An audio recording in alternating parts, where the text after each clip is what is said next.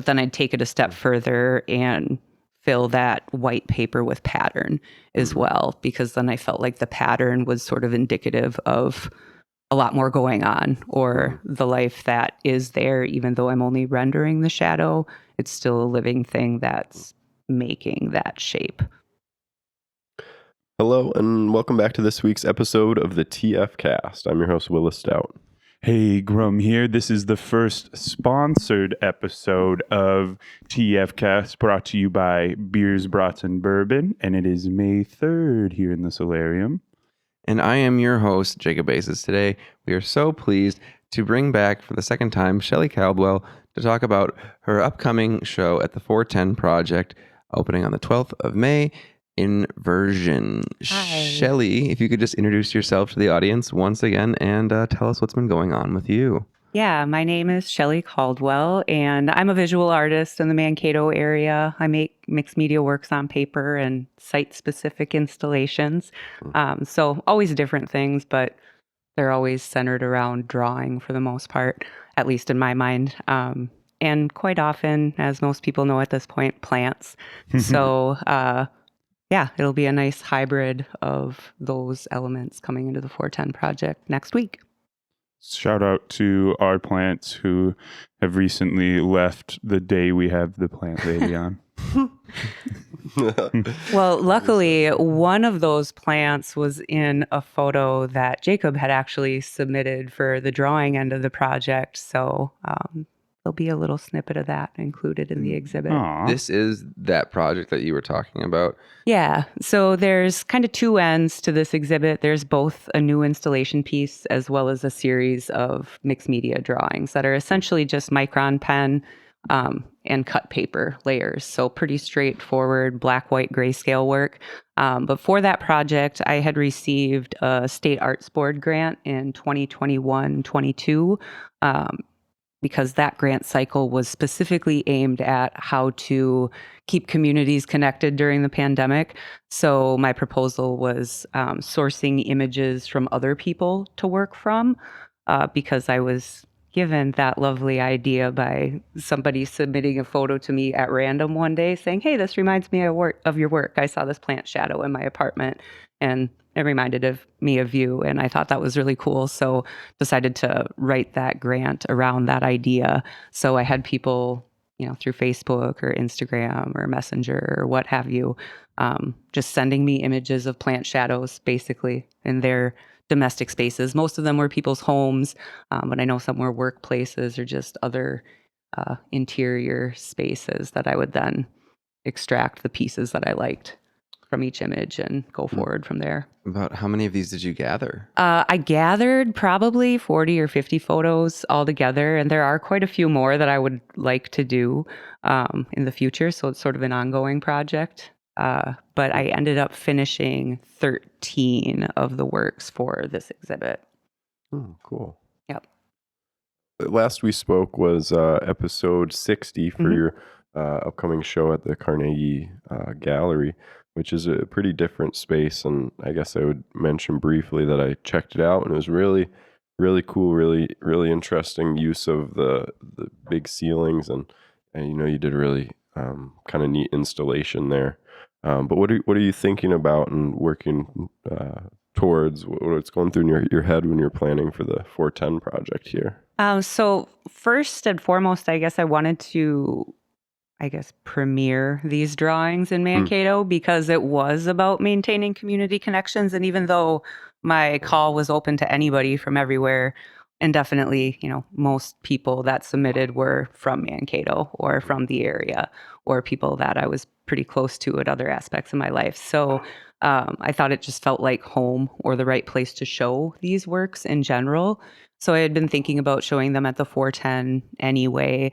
And had I finished more, it probably would have been a bigger conflict because most people that know me know that I get kind of bored working on the same thing all the time. And if I have a solo exhibit, I'm almost always going to try to put an installation in it, even if it's a new work or a small work or whatever. So the 410 is also perfect for that, considering it is sort of a bisected space, or it has that dividing wall.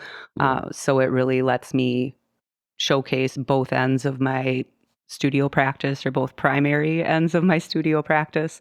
And it lets people see how those things interrelate, because I think a lot of times in images, or if you only see one or the other in a gallery space, it's sometimes hard to connect the dots for some people. So it's always best for me and for the audience, I suppose, to see both things going on simultaneously.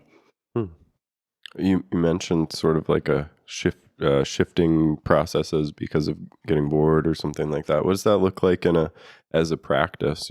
Someone who is making art for years, like how does that evolve over time?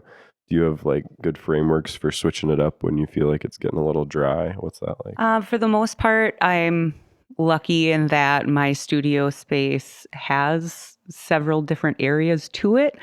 So it's always in flux. I'm always having to rearrange, or it feels like resetting the studio is a big part of the time spent up there, depending on what I'm doing. So that is part of it. I'll try to at least reach a certain part of the workload in a series before I reset, because that takes a lot of time. But I do have the space to move things around. As you mentioned, since I've been doing things for a while now, you just accumulate stuff over time. And I also live in what was my grandparents' house. So there's already a lot of stuff there to respond to, which hasn't fed my work as directly these last few years, but it's always there. And it's always there to fall back on. So I kind of think of my studio just like the natural cycle of a year, at least in the upper Midwest, of there's kind of different seasons for different things, and I can always cycle out of something and then come back to it. Just because I've moved away from it doesn't necessarily mean that it won't come back around again. What's going to be different from previous exhibitions that you're excited to share? I know you've kind of touched on what it might look like, but Yeah, I'm actually pretty excited about it because it's all new work. I've been showing a few of the drawings off and on over the last year or so as I've completed them in like juried shows or member shows and things like that. But I haven't shown the whole series of drawings up until this point. So for anyone who hasn't seen those yet, they're completely black and white. So for people who have seen at least my Carnegie show or several of the other works that I do, they're often very colorful and have all these other things going on. But for these, I really fell back to the basics of just layers of black and white paper with some gray pieces in there. And then all the drawing in them is this sort of really intense pattern work. And for people that have known me my whole life, that's just something I do. I've always doodled in that way. Some people might refer to it as like Zen tangling or pattern design or other things like that. But really, I think it just fills that need for me to be doing something. So I'm always doing those things in the background, whether I show them or not. And I was feeling that lack, like I hadn't been exploring that avenue that's really inherent for me for quite a while. So I decided this would be a good opportunity to revisit that. So then that extended into the installation, in that it helped dictate what colors I used, or in this case, didn't use, because I decided to keep the installation also very, I'll say monochromatic, because there is blue in there a little bit. But yeah, it's black and silver and then some natural colors of the leaves that are being used and things like that. it seems like there's a bit of I guess I wonder how you think about your artistic evolution as you kind of see these different stages or opportunity, gallery showing opportunities appearing. It seems like one thing I noticed and liked about the show at the Carnegie was you had a lot of flowers and plants, which are traditionally very colorful themselves, but in a lot of the way you'd represented those things, it was actually the like background that was colorful, and the plant itself was more of like a silhouette. And seems like in this example, you're going even kind of like farther in that direction towards everything being more grayscale. So how do you think about trying to communicate the like life of a really interesting object or plant or flower, especially when you're like stepping away from color in that sense? Yeah, I guess I've always thought about it in a few different ways. I think the first one was when I started going back to school and decided to be an art major. Mm. I've always been interested in nature, but I really didn't want to be typecast as, that girl who makes flower drawings or like pretty works Mm. about flowers. So I always try to come at it from a little bit of a different slant. So the previous works that have that colorful background definitely follow that in terms of not just applying color as it naturally occurs, because really then like what's the point, right? We have photography. We can all take really great photos of what things actually look like whenever we feel like it. So what's the point of making a drawing or a work on paper instead? So that fuels part of it, is how do I upend things a little bit.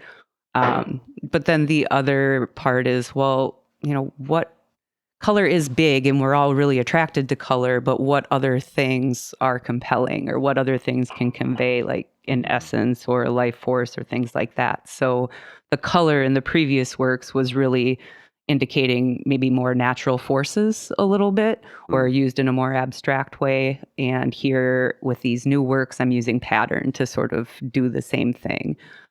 So they're called inversions because rather than just making these simple cut paper layer works on paper, when I chose an image or a part of an image, I would invert the light and the shadow areas. So anything in the images that was light became black paper, and anything that was just a stark dark shadow would then be made out of a piece of white paper that was cut to fit that shape.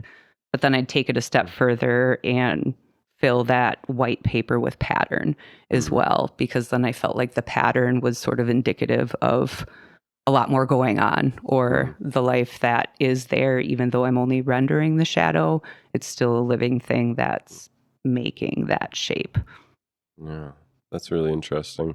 I think when looking at a lot of the some of the ones I mentioned in the previous show, it felt sort of like there was an aura or an energy being depicted by the color, and I guess I'm excited to go to this show and see if I can kind of like feel that out in a different way. Cool. That seems interesting. Yeah, it'll be interesting to see what you guys think of them, or how you interpret them, because with these, it wasn't just then putting the plant life in via pattern. I was really thinking specifically about the contributors in a lot of the works. Not every single one. It would depend on the drawing. Like some of them have a lot less pattern drawn in because maybe there was already just a lot of pattern already going on in the light and shadow areas, and drawing more pattern would just be too much.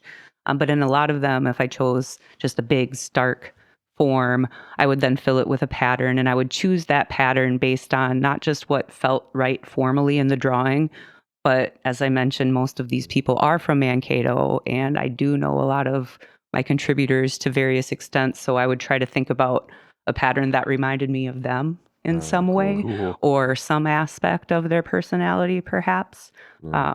So there's a little bit of that in the decision making as well. What do you how do you think about like collaborative works like that? I guess there's probably a bit of give and take, and it's taking some influence from some of those outside ideas, or trying to think of a different way of doing things. What does like that collaboration mean to your artwork? I feel like it's become increasingly important because I've always been someone who is really good at checking boxes or jumping through hoops. So like I really enjoyed the structure of school, even once I was done with all of my gen eds and things outside the art department. I really liked that framework of having assignments or prompts or things to help push a work in a certain direction that I might not think of on my own. So really that was something that once I was finished being a student became really difficult. Like, well, how do I get these prompts from somewhere else? Or how do I make a rule for whatever it is I'm going to do to help pull me forward? Otherwise, I just kind of get stuck in that place of, I'm just going to doodle patterns because I don't know what else to do. Or I'm just going to go draw a plant because I don't know what else to do. So putting all those pieces together with some outside influences through collaboration is really helpful to me, at least. I like that. I think as artists, it's easy to And maybe it's a circumstance of like the studio and a practice, but it's really easy to kind of get lost in a process or too zoomed in on one thing. So I like that as a framework for switching things up and stuff. Or the creative constraints or something. Yeah. You've got a bit of input from another source. Mm-hmm. And we're gonna take a quick break for our sponsor. This episode is sponsored by Beers, Brats, and Bourbon. You are cordially invited to raise a glass and raise awareness of youth hunger in our communities. Join Feeding Our Communities partners at their annual Beer, Brats, and Bourbon for Backpack on Thursday, June 22nd. This casual, laid-back fundraiser features the best craft beer, bourbon tastings, grilled fare, a spirited silent auction, and live music from both B-Bomb Fields and the Tony Cuccetti Band. This unique event will be at FOCP's Backpack Central Warehouse. Tickets are on sale right now. Proceeds go directly to support FOCP's work feeding greater Mankato area youth. For more information and to purchase tickets right now, you can visit feedingandfueling.org.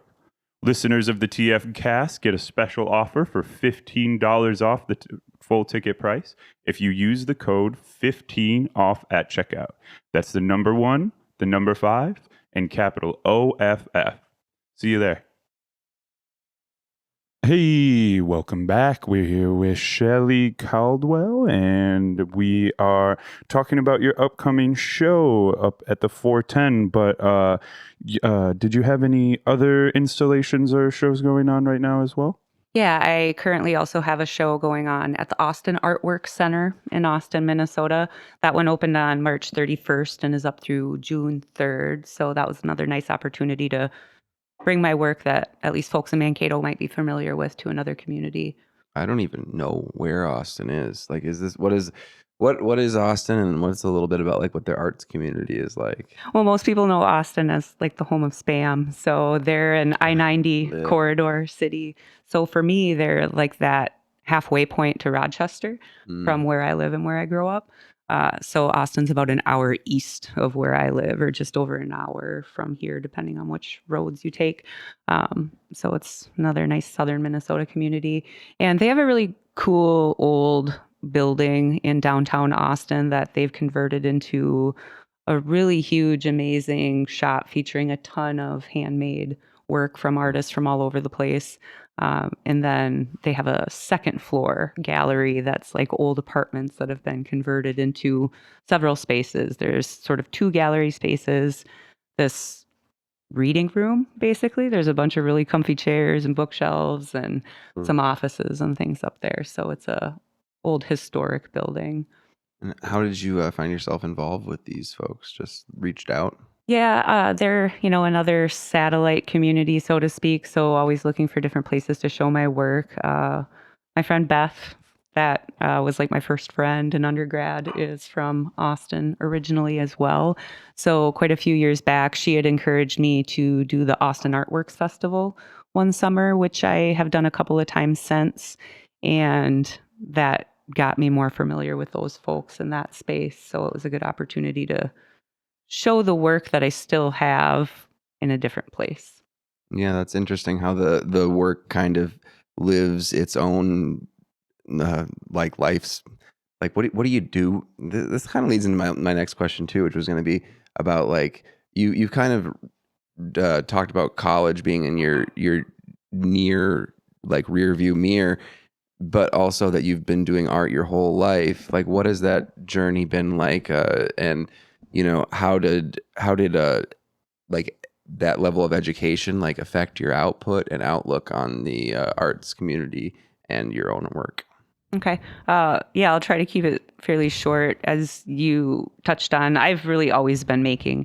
I'm the youngest in my family. My older sisters could draw and draw well. They could do all the things. So I always just wanted to do whatever they were doing, whether it was art or playing the piano or playing sports or whatever. I just sort of parroted what they did for the longest time. But as we got older, they could definitely still do it. Their journeys just took them in different on different paths. So in high school, I really started to continue to take all the art courses, or anyone else who's gone through the public school system knows that unfortunate ultimate choice of having to choose between like music and art. They're the same elective class periods. You can't do both at a certain point. So even though I enjoyed playing the flute and playing piano and doing other things, it ultimately came down to that I enjoyed drawing or painting or playing with ceramics more. So I finished high school still taking a lot of art classes, among other things, but then I decided not to go to college right away because I just didn't know what to do with that, because I was quite frankly afraid of hating art if I was going to pursue it as a career. So I just did I'll work retail jobs or customer service jobs or any other number of jobs you work when you're 18 to 23 years old. And ultimately, it sort of takes that same cycle of you You're get a doing it job, anyway. you get sucked into the job, you stop getting pay raises for the job, but asked to do more. And so it became clear that I was like missing school and missing that structure and that sort of community and that challenge, I think.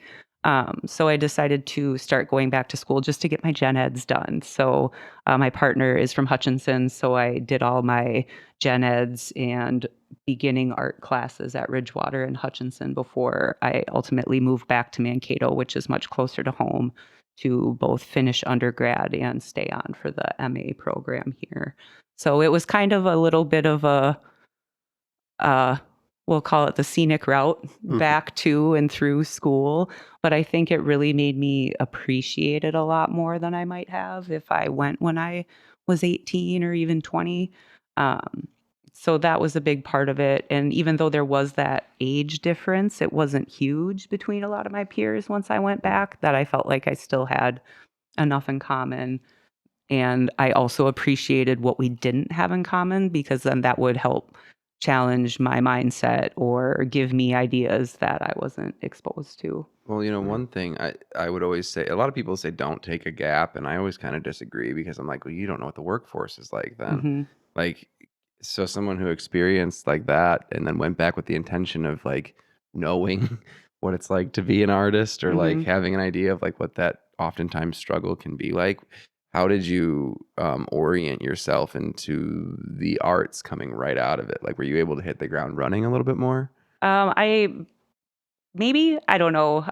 I feel like I grew up with more than enough, but I know we certainly weren't well off. So that combination of growing up just making do with what you have and then seeing that experience of what it's like to be in the workforce and to know you're just always working anyway. It doesn't matter whether you're getting paid or not, like you're always working.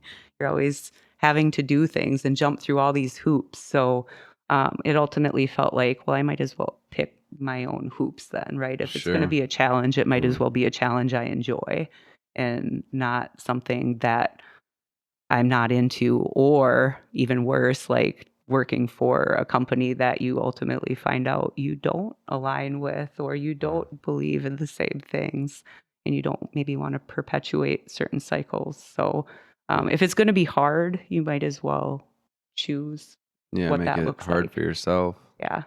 Going through that process, like, what did you find was the biggest changes from coming, like, practicing art, high school, gap, and then after? What were the biggest differences? Did you have like better frameworks for understanding making decisions as an artist? Did you have better like practical, skills with the brush, or what were your main takeaways from some of that time? I feel like early on or in high school, or throughout youth, it's really like skill based and just learning to play with different things and try different things and just do Mm-hmm. your best at it. But I feel like, quite frankly, I was lacking creatively, at least compared to the way I approach making art now. Mm-hmm. It was always about, how good is it? It good meant like skill before. And then once I wasn't pursuing it and I was just working, I wasn't making very much at all, but I would certainly still draw and paint as often as I felt compelled to.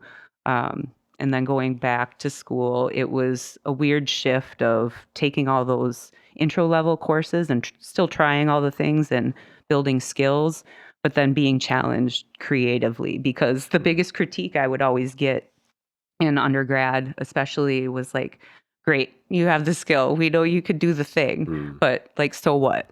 Or Yeah. that's so tight and so perfect, nobody's even going to spend any time looking at it because it, like looks like a photo, but then what else is going on? Or so what, right? So Yeah. just move on to the next thing. So it really was a difficult challenge for me to then think about, like, okay, well, how do I make it something people want to look at longer, or start to go, Yeah. why did they switch the color from the subject to the background, or things like that? So even though it was difficult, it was really enriching to get a lot of that feedback that helped push me into thinking about things differently, and then drawing different connections between things, other than it just, how well can you draw that or paint that thing? Yeah.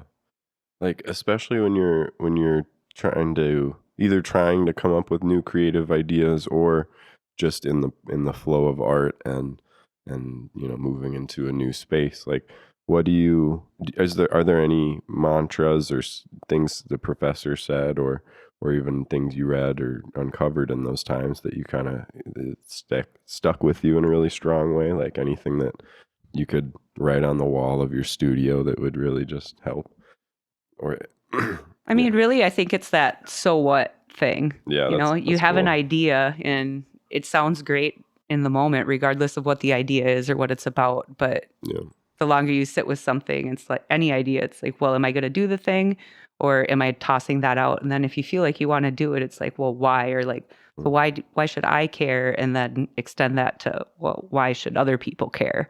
Right. So I think about the so what of it, which is still usually answering a personal question, or like, why do I really want to invest my time in making this thing? And then the other one is sort of, authenticity, or is it cool work, or is it your cool work? I could certainly pursue a lot of ideas that aren't my own and still make them look great or whatever, but I don't know that I would get as much fulfillment out of it. And I do feel like the product is just better. The work is just better when I come at it as myself. So I feel like that's why I really did fall into this current niche of making a lot of plant-based work, because it's always surrounded me and been a part of my life, whether actively or not. Um, so plants are something that I just enjoy, regardless of making artwork about plants. So connecting with other people that also enjoy plants, and the why for them, and the reason we just keep doing these kooky things, even though we could all just, go live in the woods and be with plants all the time. We don't do that, right? But there's part of us that still wants to engage with a living thing, whether it's a person or a pet or a plant. So I think it's that so what, and, well, what do I have to offer? So it keeps coming back around to plants. Yeah, I talk about. I think it's what you're saying is really true about all creative pursuits.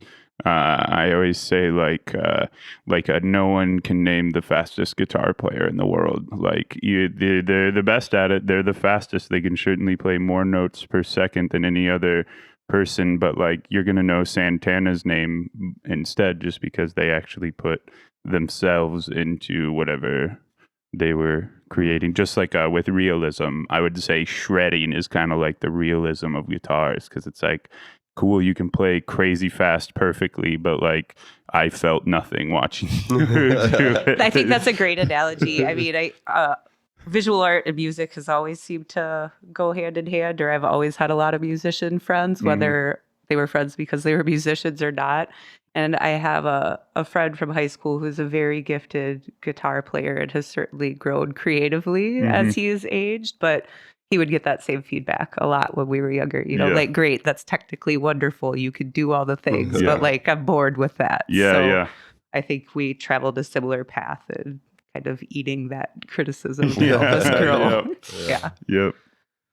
That's an interesting one too, because it's almost like having to break your process down again, or like like really, it's about like reflecting on that a little bit too. Like, yeah, like why am I doing this? Why is this my medium? What's the reason that I want this to be the thing? I think that's really obvious when you're putting things on paper, or like, selling like a physical piece of art. And I think it can sometimes be really difficult for people who create music or videos and then put it out to like the ether to understand like the why, because the market is just like so huge and saturated, and it feels like you're just throwing a pebble onto a beach, Right. like very Yeah. often. And you hear that a lot from people who are like, like, I just need to get my stuff out there. And I think that is super helpful to say, like, well, like for what, because I would say, what is the end of like that work experience for, you? Like, what is the goal of doing that work over like a long period of time look like for you personally? I mean, honestly, it's to free up my studio so I have room and want to make new things. But no, really, it is about like making the thing and enjoying it and being satisfied with the end result, but then letting it go and hoping that it goes to a person satisfaction or somebody who's going to enjoy it, other than just being in my closet or a corner of my studio or a dumpster or whatever. So just getting it out into the world after I've had my time with it is the ultimate goal. But really, it is just sort of putting something positive into the world. So I feel like that's why I do come back to the plants a lot. So even though this installation at the 410 won't have any live plants in it, the one in Austin does, which is similar to my previous installation works. And as a part of those works, I give away the plants or I invite people to adopt the plants, especially at the end of the show. Since Austin's a longer running show, for the last 2 weeks of that show, the plants are up for adoption. So it both unburdens me, it lightens my load. I don't have to keep repotting these plants into perpetually bigger pots and figuring out how to keep them thriving. But it's like, it's literally planting myself and my work into somebody else's environment in a way that isn't just junk. I've been to a lot of shows or a lot of installations that offer some sort of takeaway or some sort of participatory aspect. And I always really enjoy that. But for me, it didn't feel genuine to make a thing to then give away. So the thing I made was, making the plant propagation small enough and enticing enough for somebody to take it home with them instead.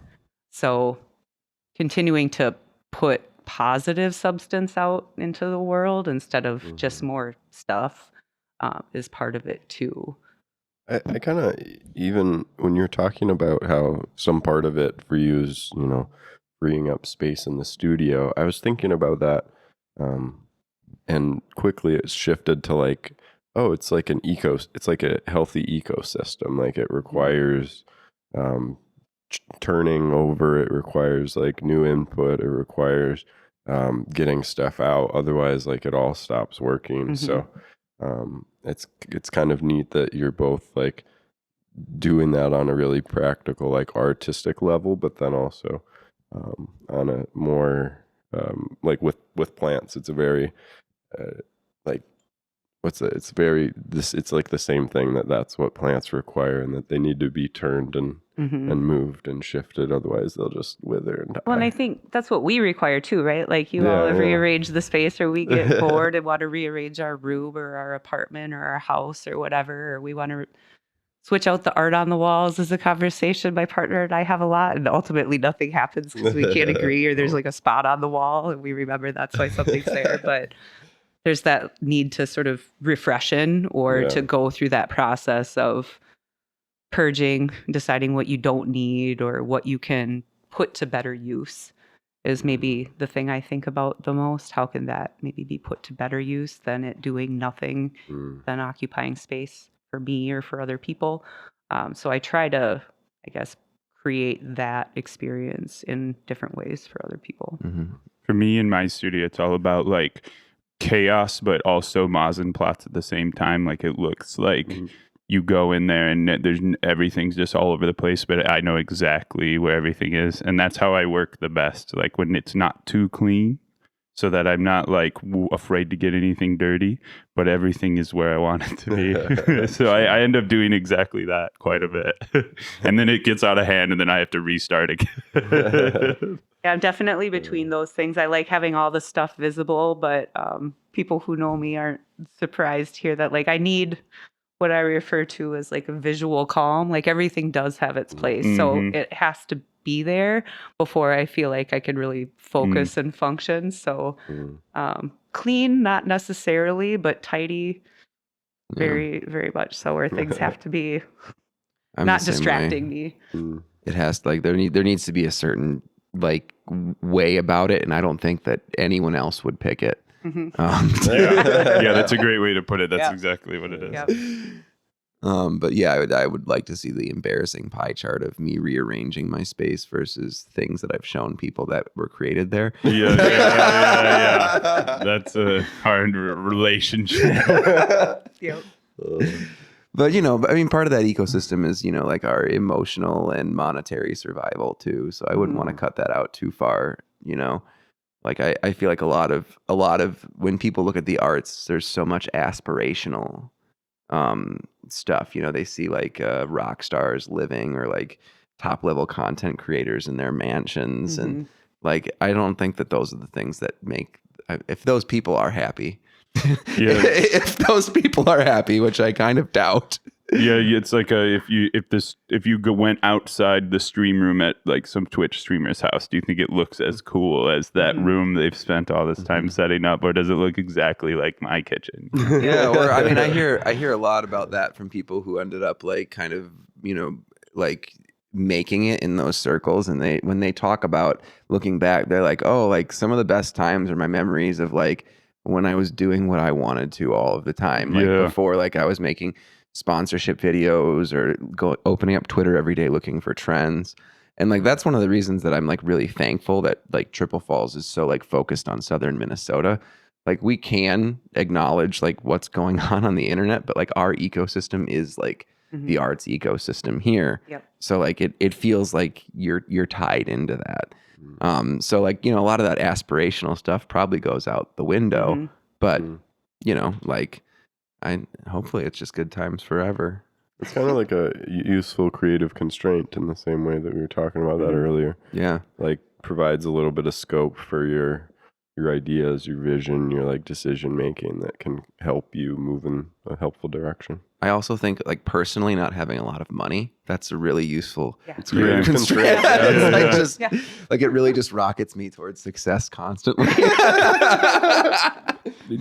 Shelley, do you find yourself as someone who like just like starts a piece of work and kind of lets it find its own life, or are you kind of more of a person that is like you have an image and you like to execute that image? I always have a strong idea at the start of what I think the first one in a series is going to look like, because I rarely do just one of anything. Yeah. But it changes, and I feel like that was another big part of the educational process for me, whether it was in academia or happening around or outside of it. It has to change. If you have too much of a plan, it's just dry and feels like a product more than an artwork. Yep. And that's, I think, a big reason that I continue to create installations, because people are like, oh, you must have such a plan, which I do have a lot of planning that goes into it in terms of like what's feasible or what's allowed in the space, what's possible in the space. But ultimately, I never have the end form fully realized, because that is what finishes an installation. It's not just responding to the space and making something specifically for it or to fit it well. It's the actual act of executing it. So it's like the closest, I guess I would say, I come to performance art, but I don't like being watched, so I don't Yeah, think yeah. I would ever go as far as that. But it is that performative aspect of me interacting with the space to install the work and deciding, oh, I actually thought I was going to do it like this, but I'm doing this Yeah. instead because it still fits within the constraints that are established with the site or what's feasible. Or what's physically possible, like does a ladder Yeah. go that high? Can I reach it? Those sort Yeah. of things. But it's always changing. So even this show at the 410, all along the last few months since I talked to Dana and we picked dates for the show, I had this one idea about how I thought it was going to fill the back portion of the gallery. But just last week, I was like, no, I'm not doing that at all. I'm Yeah. actually doing like the opposite of what I thought I was going to do for several months, which I guess keeps it exciting for me. And I think that usually does pay off in the end. Whether people know all that or not, they have a more enriching experience going through and witnessing and interacting with the work because there's something of that. Yeah. that Have you always emphasis found there. yourself like being good at letting those things go, or is that kind of like a skill that develops over time? It develops over time because I get a lot of anxiety about the unknown, especially when it comes to like, so you're going to say you're a professional artist, but you're not going to know what the thing is actually going to look like Yeah, until yeah. the last second, so it takes some convincing. So I'm really grateful to all the local art spaces for enabling that to happen to Yeah. different extents. So the 410's been the most supportive because that is where I had my first solo show several years ago, and Dana was very supportive in encouraging those portions of the process to play out. And I've certainly worked with some galleries that are also rather anxious and want a little bit more of a plan, and they also need me to be more rigid going into it. Yeah. But usually once you go and you get started and you document the work and you have photos to sort of show what it is that you do in general and how it will be like that, but not exactly that thing, is both something that, you develop individually, but then you sort of educate not just art institutions, but people in general about the possibilities and the good reason to leave room for possibility rather than being so constricted to this is what it is. If it makes you feel any better, literally every artist I know, except maybe Willis's partner JC, is exactly like that. Every one of them I've helped install. We moved the paintings like 17 times, and like the vision we came in with is never what we leave with, So I think that's pretty common in the field. And I mean, it's both a strength and a huge flaw because I have both sides of that. I've learned the side that's hard for me, but my instinct is still to look at the floor plan of the gallery. Yeah. And if there's not dimensions, I'm going to acquire those dimensions so I know how many of these works are going to fit on that wall. And in some cases, I'll even pre-curate, like, this is the order they're going to go in. But in other instances, like, so with the display of my 2D work, I'm definitely that way. But then on the installation side, you can only take it so far before it's the other way. That's interesting too, because like you can't really control how someone views the space. Like just as far as like when I walk in, if this spot's full, I'm going to go right to the back anyway. So that's got to be interesting to try to curate how someone's going to view that stuff when it's really just animals walking around. Nobody knows. Events really like tie things up with a bow, like for completion. But when you're just working on like a series, like you said, so much of your work is, how do you determine that series is complete? That's a really good question too. I'll usually try to find a rule or some sort of thing that's logical to me. So for the last series of plant silhouettes that I completed for the Carnegie, that rule was all of those drawings were started on a residency that I had a couple years prior to that show. So that was the end of that series. It was just however many I had started while on residency was how many went into it. But that work is quite frankly indefinite. I'll probably return to it. That wasn't the first series of those works I've done. So it's always coming back around. As I mentioned before, with these drawings that'll be in Inversion, there's 13 done for this show, but I did get a lot more photos that I felt were strong or had strong aspects that I want to utilize. So there may be a second round of them or more to come. With installations, it's a few things. It's usually, how much have I shown it in this area? Because even though the installation itself is singular, it becomes a series by how many different places I show those components. Mm.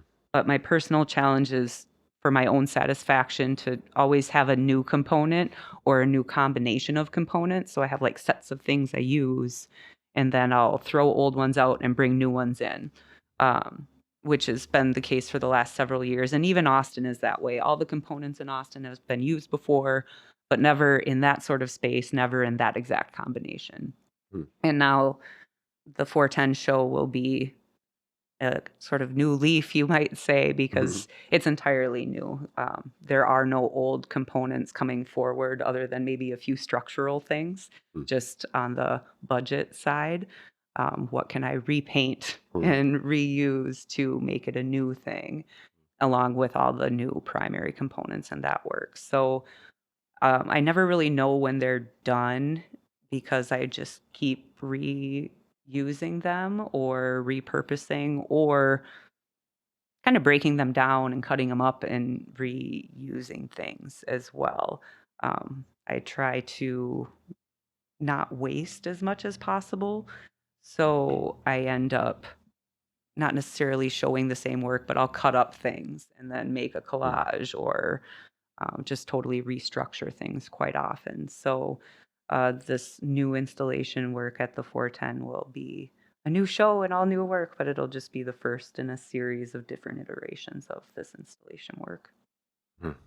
Thank you. I think that might be a good place to even wrap it, unless anybody. No, got yeah. any I was just final about to words. ask. Yeah, where can we find out more about Shelley? Where can plug your Instas or your websites or your home address, whatever you Whatever you want to put out Yeah. there. Yeah, all the socials, my website, my name, just ShelleyCaldwell.com. My Facebook is Shelley Caldwell 1. It's with an EY, so that's usually why people might struggle finding me. And then my Instagram is Scald, SCALD _art. Beautiful. Cool. Well, thanks again. Good to have you back. Yeah, Yeah, thank thanks for you coming on. guys. Nice chatting with you. Looking forward to it.